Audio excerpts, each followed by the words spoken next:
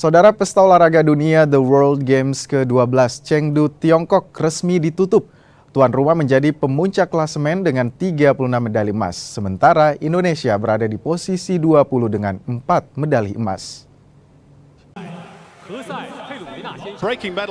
The World Games ke-12 di Chengdu, Tiongkok resmi ditutup. Pesta olahraga dunia yang digelar setiap 4 tahun ini menampilkan cabang olahraga yang tidak dipertandingkan di Olimpiade seperti tarik tambang, muay thai hingga terjun payung.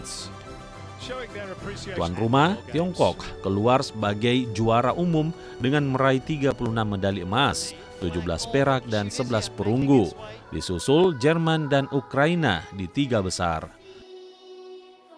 Sementara Indonesia berada di urutan 20 dengan mengoleksi 4 medali emas, 4 perak dan 1 perunggu. Wakil ASEAN, Thailand, menghuni urutan 19 dengan perbedaan di perolehan perunggu.